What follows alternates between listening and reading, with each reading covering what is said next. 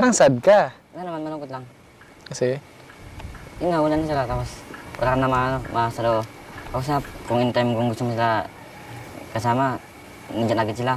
Sasalakihan po at mga ate niya po. Yung nalala ko po yung lagi po kami makasama dun sa ugas kami ng ng ugasan dun sa ilog. Hugas kayo ng plato sa ilog. Opo. Tapos yun, talon dito, talon dun sa Mga ilog. pool. Sa falls. Opo. Lakad doon sa katsyan dyan kung gusto mo sila yayain. Nandyan agad sila. At yun, wala silang reklamo na ayoko dyan.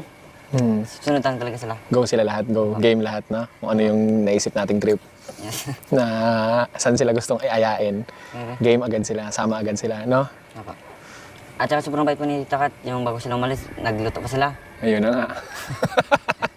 Nilutuan pa tayo ng masarap na pagkain, di ba? Opo. At saka sila Tito Gilang po. Grabe silang saya. Yung mag-camping. Yes. Yun po, si Mami Tat. Sobrang bait ng lola. Yung kung pag pumunta ka dyan, grabe parang siya. Parang, baka mahulog kayo.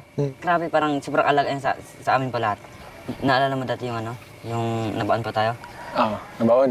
Yung yung nabaon yung sasakyan natin? Opo. Okay. Ito si Rap-Rap? Opo, Okay. At yun po, yung nalamak po doon, kinalagyan din kami ni Mami Tat ng offloasan. So parang ka talaga, nakaramdam ka ng lola. Opo, parang ganun. Super. First time. First time po yan. Sana kasama natin po siya palagi. Sana nga, kung pwede lang. Big boy ka na, naalala mo dati nung unang sama-sama natin? Okay. Parang bata na lang. Bata ka lang talaga. As in, maliit ka lang talaga na maigsi ang buhok, nakatirik ang buhok. Ang cute mo lang nun eh. At least ngayon, marunong ka na magbasa. Marunong ka na ano pa ba natutunan mo sa school? Basa, magbilang. Opo, bilang. ABCD. Opo. English, di ba? English. Marunong ka na magbasa ng English ngayon, no? Opo.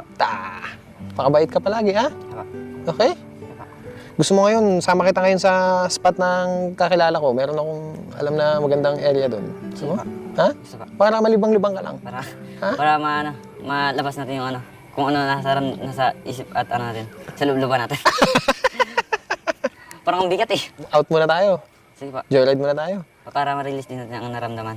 Para hindi natin maisip na nandiyan pa sila. Alright, let's go. Let's go.